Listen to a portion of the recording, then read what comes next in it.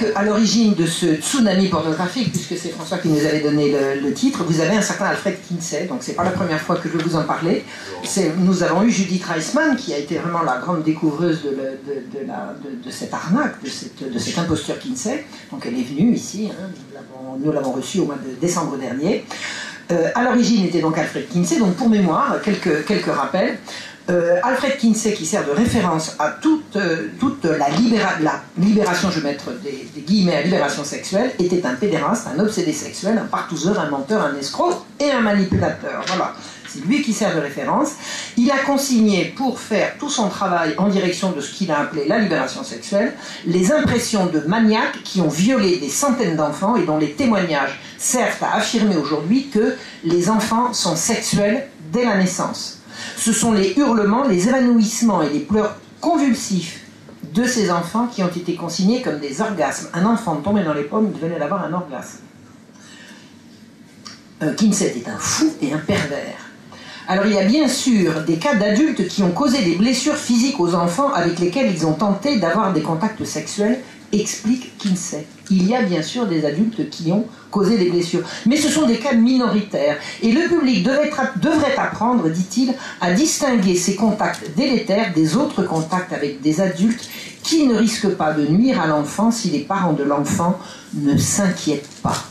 Alors, je vais répéter ce que je viens de dire.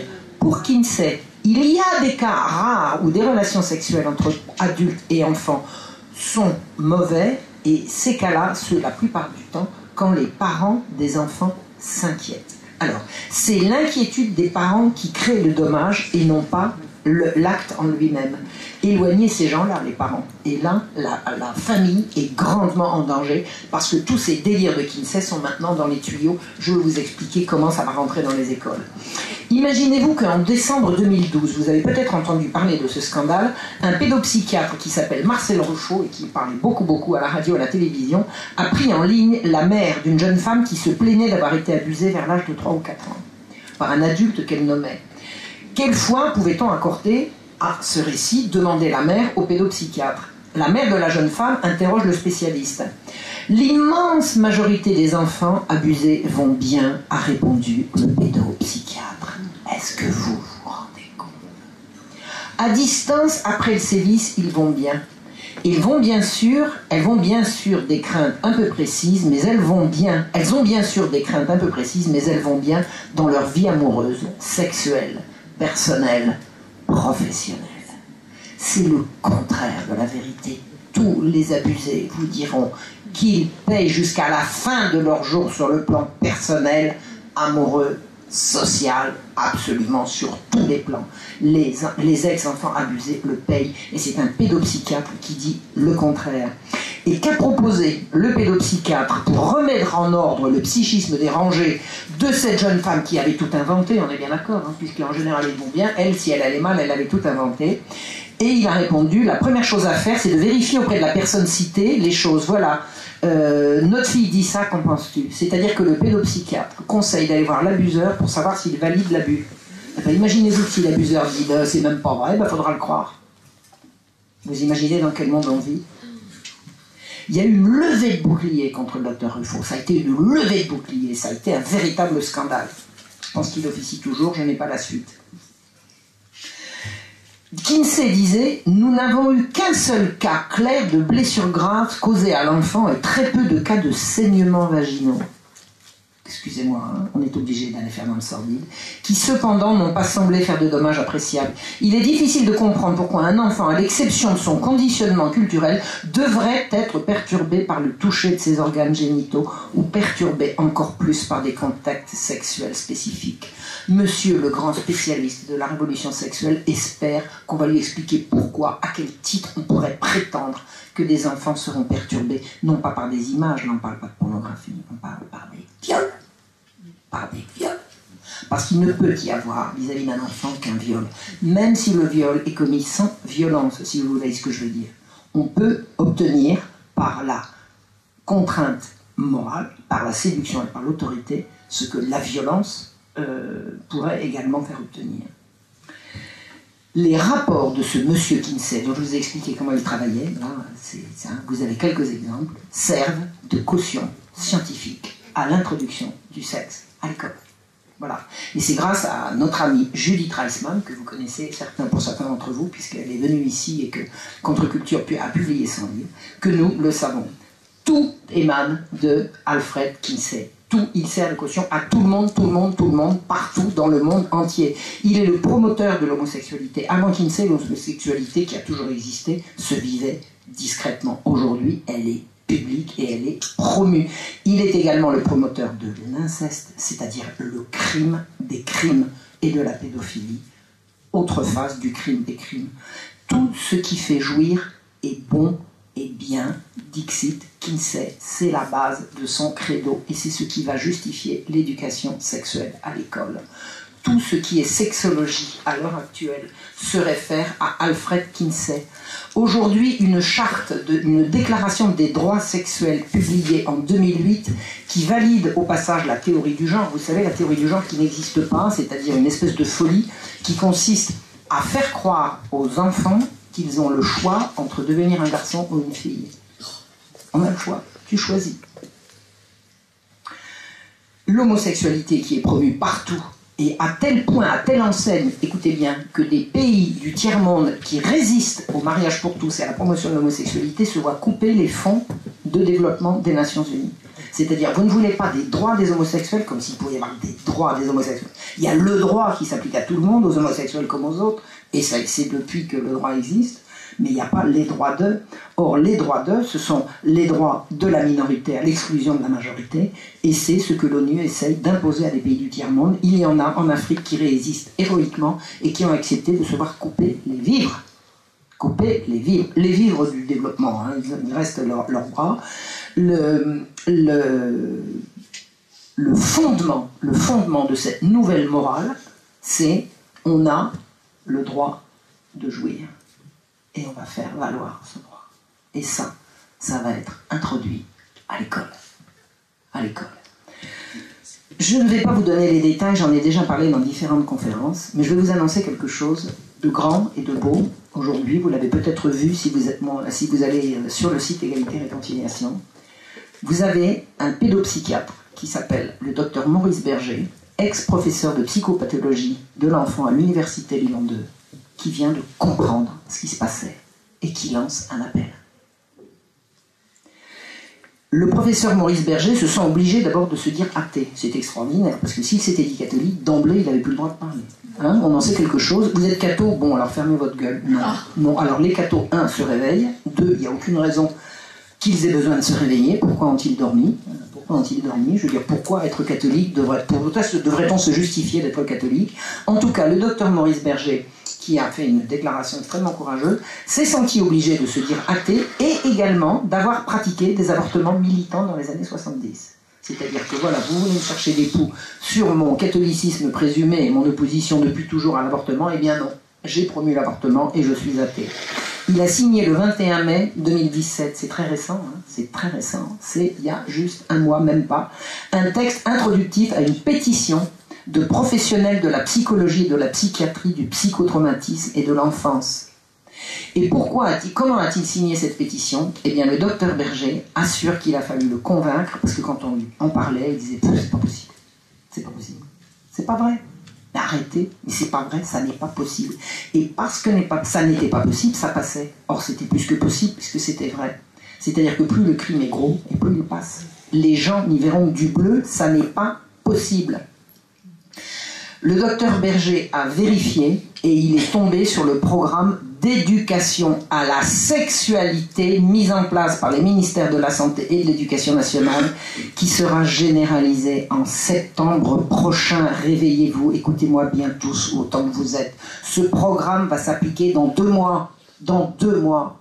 Ça fait des années qu'on tire la sonnette d'alarme, qu'on dit « mais c'est pas vrai, mais dans 2 mois, ça y est, ça va s'appliquer. » Ça va s'appliquer. Ces professionnels qui ont signé cette pétition, et cette pétition circule, et je vous recommande d'aller la chercher. Je l'ai envoyée à François, je ne sais pas si vous avez eu le temps, parce que François a fait campagne récemment, donc il n'a pas forcément eu le temps de lire tout son courrier, mais je vais maintenant le tanner, le harceler, pour qu'il regarde ça en détail, et surtout qu'on fasse circuler. Cette pétition très très intéressante qui est signée pour le moment d'un petit nombre de gens, mais doit impérativement faire le tour, et on y dénonce des choses extrêmement importantes, notamment le fait que des expériences ont déjà eu lieu qui vont servir de base à la généralisation qui se prépare. Il existe un centre qui s'appelle Canopé, un site qui s'appelle Canopé, qui s'appelait anciennement le Centre National de Documentation Pédagogique. Ah, ça c'était quelque chose de sérieux, le Centre National de Documentation Pédagogique. Et qui recommande les fameux standards européens de l'Organisation mondiale de la santé, qui impliquent une éducation à la sexualité qui débute de 0 à 4 ans. L'éducation à la sexualité, comprenez bien, éducation sexuelle, quand j'étais jeune, ça voulait dire explication aux enfants de ce qu'est la reproduction de la vie. Là, c'était pas encore le zizi du monsieur avec le zizi de la dame, on parlait pas de zizi. Mais on parlait de système organique de reproduction. D'accord ? Maintenant, on vous éduque à la sexualité, c'est-à-dire à la jouissance.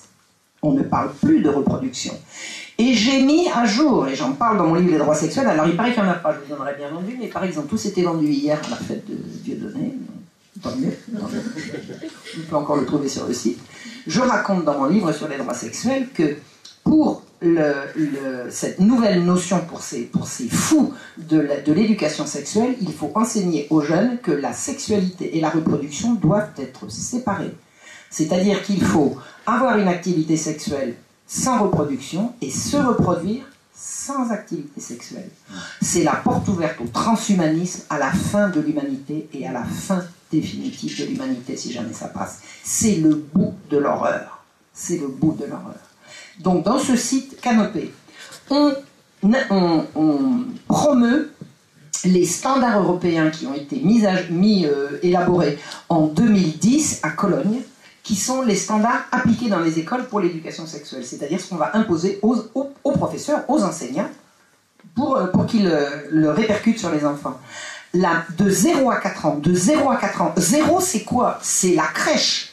Il y a malheureusement des parents qui sont obligés de mettre leurs enfants à la crèche. Obligés et de plus en plus, hein, puisque la mère qui veut garder son enfant...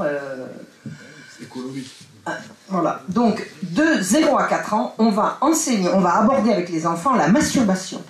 Est-ce que vous pouvez m'expliquer en quelle langue on va parler de la masturbation à un nouveau-né, à un nourrisson? Est-ce que vous imaginez ce que ça implique? Est-ce que vous comprenez? Je vous fais un dessin. Il y a un précédent qui s'appelait Kinsey. Kinsey a fait ses expériences où il raconte que les enfants s'évanouissaient. C'était dans les langes. Dans les langes.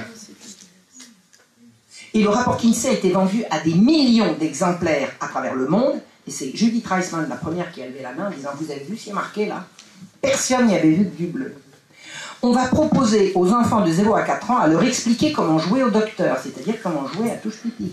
Parce que les enfants ne le font pas spontanément, on va leur montrer. Et aux 6-9 ans, on va leur expliquer ce que c'est qu'une éjaculation. C'est important à 6 ans, n'est-ce pas? Une jeune fille de 15 ans témoigne, parce que l'éducation à la sexualité a déjà cours. Une jeune fille de 15 ans témoigne.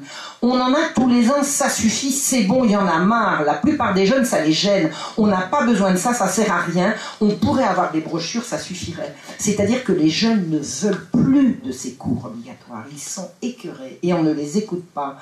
Et elle dit, surtout certains font des commentaires déplacés, très gênants pour les autres. Et revenir sur le sujet tout le temps comme ça, c'est gavant. Mais c'est intime tout ça. On viole l'intimité des jeunes en les obligeant à aborder ces sujets. Et le pire du pire, dit cette jeune fille, c'est que c'est obligatoire d'y assister. Ça n'est absolument pas normal. D'ailleurs, si c'était pas obligatoire, personne n'irait. Donc nous avons déjà potentiellement des alliés dans les jeunes qui refusent ces saloperies. Une classe de seconde, une jeune fille témoigne. On nous a demandé d'écrire sur un papier anonyme nos rêves et nos peurs autour des relations sexuelles. Après, on a mélangé et l'intervenante a lu tous les papiers à voix haute. C'était terrible parce qu'elle se permettait d'interpréter ce qu'on avait écrit et en plus, pour mon cas, elle n'avait rien compris. Elle était complètement à côté de la plaque. Ensuite, il fallait se présenter, dire notre nom, notre caractère, notre humeur du jour. Mais c'est intrusif, ça aussi, devant la moitié de la classe en plus. On nous oblige à parler de ça, et ça, c'est pas normal. Là, les redoublants ont tous demandé par une dérogation de ne pas assister au cours. C'est vous dire. On aura les jeunes avec eux. On apprend à poser des préservatifs à des gamines à peine pubères sur des sexes turgescents en résine devant toute la classe qui se marre. Au cours de ce programme, et ça c'est dans la pétition de ces vraiment courageux professionnels de la défense de l'enfance, au cours de ce programme, un enfant de 8 ans a demandé à une formatrice « Qu'est-ce que c'est l'homosexualité ?» Et la formatrice, bien formée à l'école de Kinsey, puisque Kinsey a tout dit sur la chose, a répondu « Nous sommes tous un peu homosexuels. » Et la mère de l'abductée était là présente et a dit « Ah, non madame, moi, pas du tout. » Moi non plus. C'est du Kinsey. Kinsey a inventé l'échelle de Kinsey. Vous savez ce que c'est l'échelle de Kinsey? C'est une idée géniale. Vous avez 0 et vous avez 6. 0, c'est pas du tout homosexuel. 6, c'est complètement homosexuel. Puis vous avez des gradations de 1 à 6. Bravo! L'échelle de Kinsey. Débile.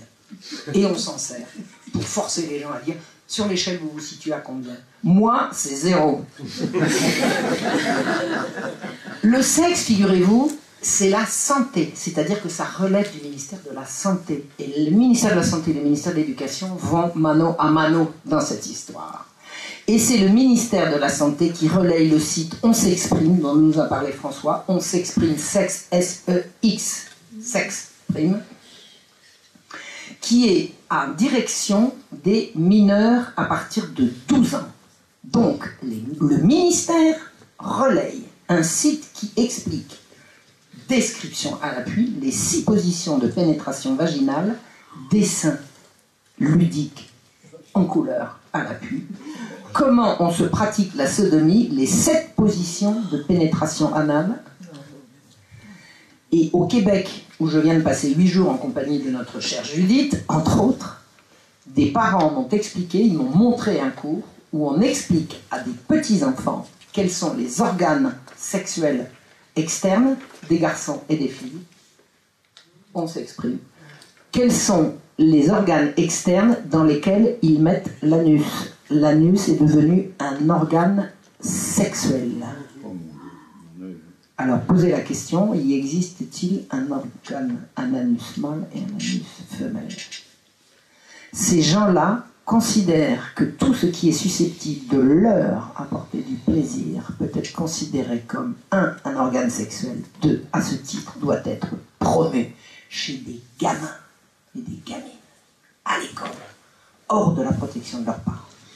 Simplement, je rajoute, vous voyez cette affiche qui est placardée partout dans les lycées et les collèges, et donc vous avez toute la possibilité par le web. Ça veut dire que vous regardez ça toute la journée vous êtes dans votre collège, et après ça vous êtes sur le web. Et le soir on clique. Et là c'est proposé par les collèges et les lycées, et c'est de la haute pornographie. Le site, c'est de la pornographie avec un P majuscule. Bah, c'est ce que je vous ai expliqué, les 7 positions anales, les 6 vaginales et les 3 orales. Voilà, en détail et en couleur.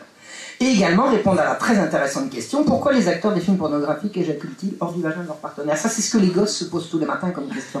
Heureusement, le site On s'exprime est là pour y répondre.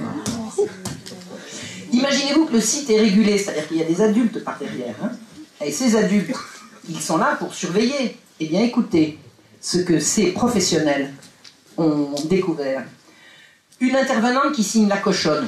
Bien, la cochonne. On a tous des pseudos. Enfin, moi, je signe toujours mes courriers par Marion Sigaud, mais il y en a qui signent bien les pseudos. Elle s'appelle la cochonne. Alors, excusez-moi, bon, on va pas jouer les vierges effarouchées. Je vous ai prévenu que ça allait être sordide, ça l'est. Et elle explique. La première fois, j'ai baisé pendant 3 heures sans arrêter. Mon copain a spermé 2 fois. Je me sentais tellement bien quand il était en moi. Ça fait tellement du bien. J'avais son sperme partout sur moi.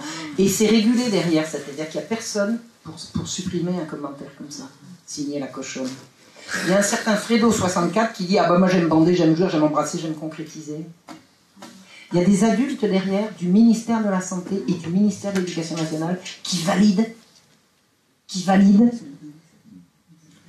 Eh bien, écoutez bien, et ça c'est pour François, à ma droite. Question. Quel est le meilleur site porno pour se donner du plaisir? Réponse.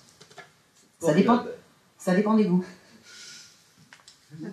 Ça dépend des goûts. C'est-à-dire que le site, on s'exprime, valide le porno pour les jeunes. Les jeunes à partir de 12 ans. Les jeunes à partir de 12 ans. Et il y a quelqu'un qui a dit, la loi, à un mineur qui demandait à partir de quand on a le droit de faire l'amour, la loi ne fixe pas d'âge à partir duquel on a le droit d'avoir des relations sexuelles, c'est quand on se sent prêt et qu'on a envie. L'éducation nationale, d'accord? C'est-à-dire là où vous allez être, vous qui avez des enfants, être obligé d'envoyer votre enfant à la rentrée. Parce que les solutions alternatives se réduisent à peau de chagrin. Ce site est cité en référence dans les manuels Hatier à partir de la 5e. C'est-à-dire que c'est pas seulement dans les cours d'école, c'est dans les préaux d'école, c'est également maintenant dans les livres de classe.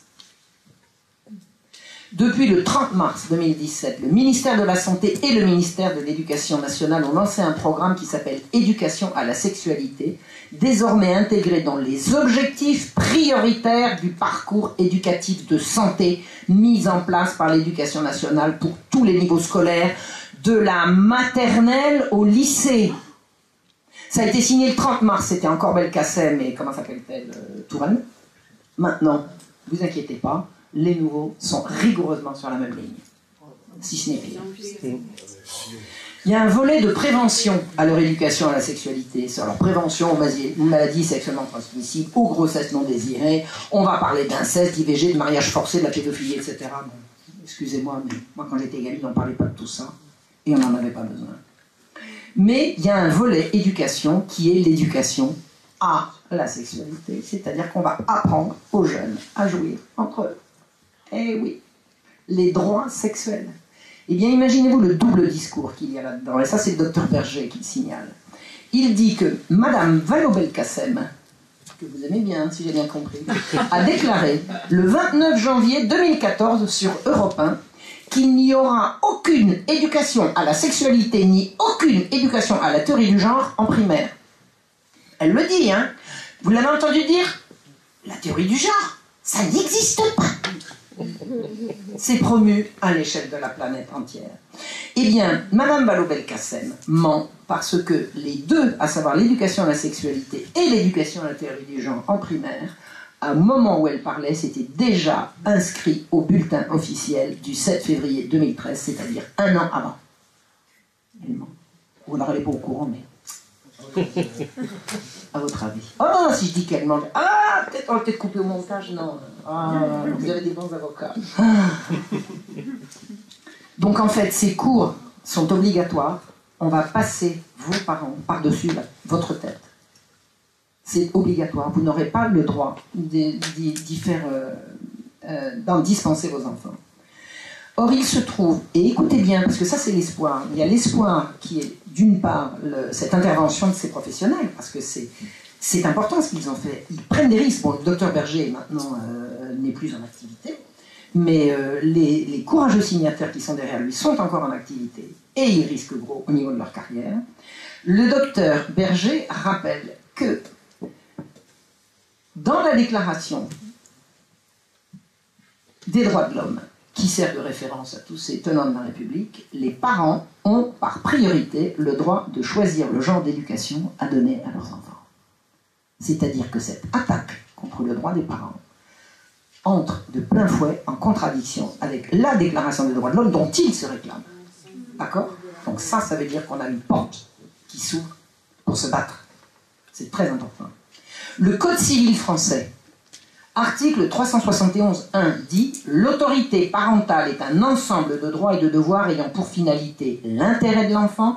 Elle appartient aux parents jusqu'à la majorité ou l'émancipation de l'enfant pour le protéger dans sa sécurité, sa santé et sa moralité, pour assurer son éducation et permettre son développement dans le respect dû à sa personne. » Pourquoi je vous dis ça? Parce qu'on n'a pas perdu. Pour l'instant, on a perdu parce qu'on ne fait rien. On a des outils. On a des outils.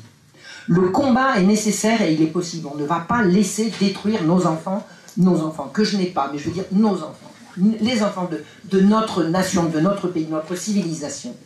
On ne va pas les laisser détruire comme ça sans rien faire. On a des outils. Ça ne sera pas simple, parce que comme le disait François, il y a beaucoup de juges corrompus. Mais tous les juges ne sont pas corrompus. Ça n'est pas vrai. On peut gagner. Mais pour gagner, il faut lancer la bataille.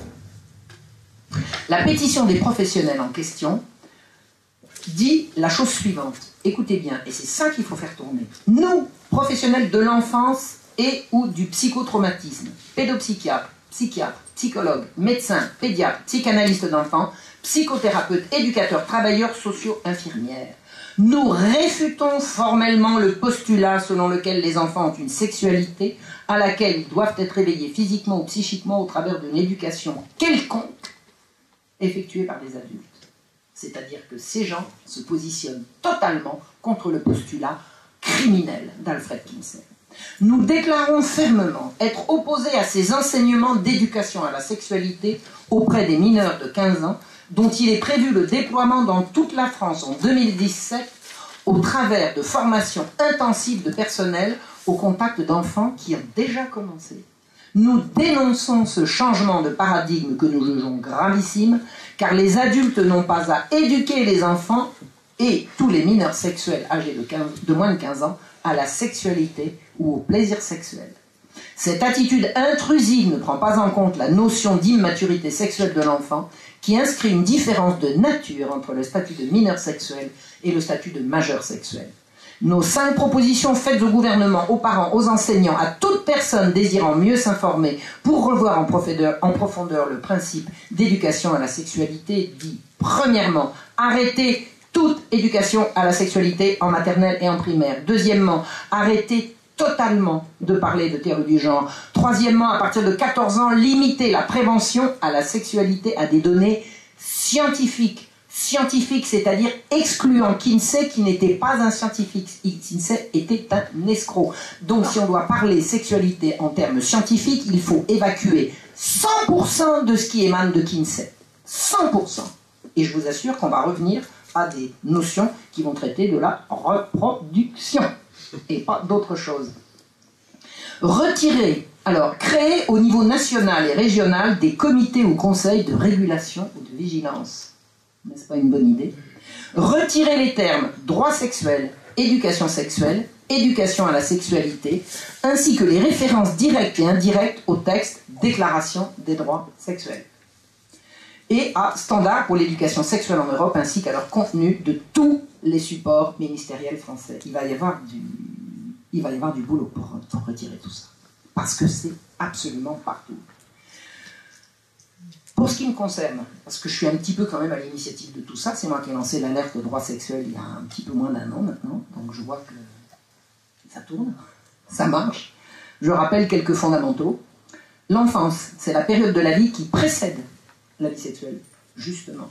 Donc parler sexualité aux enfants, c'est détruire l'enfance, c'est aussi simple que ça. Sexualiser les enfants consiste à détruire l'enfance, qui est la période de formation de l'humain. Si on détruit cette période-là, il n'y aura pas d'hommes ou de femmes. La sexualité n'a pas à être séparée de la reproduction. La sexualité a tout à voir avec la reproduction. La sexualité, c'est ce qui permet la perpétuation de la vie. Et c'est pas autre chose. C'est pour ça que l'anus n'a rien à y voir. C'est comme ça. Il n'y a que 2 sexes, mâle et femelle, il n'y en a pas de troisième. Donc, et en plus, le terme homosexuel n'a pas de sens. L'homosexualité est une réalité, le terme homosexualité est un contresens. Il n'y a pas de sexe sans sexe opposé. C'est comme ça. Sexe, c'est mâle et femelle. Il n'y a pas de troisième solution et il n'y a pas de solution intermédiaire. Donc, considérons l'homosexualité comme une donnée, mais considérons également que le terme est faux et que ça n'a rien à voir avec la sexualité. Chez les humains, je le répète, je le répéterai, la sexualité se vit en couple pour la reproduction de l'espèce et la civilisation demande qu'elle se pratique dans l'intimité. Donc, la police, la loi, la justice et l'école, dehors. Petit rappel pour conclure, l'article 222-32 du Code pénal dit que l'exhibition sexuelle imposée à la vue d'autrui dans un lieu accessible au regard du public est punie d'1 an d'emprisonnement et de 15 000 € d'amende. Il va falloir déposer des plaintes, la matière.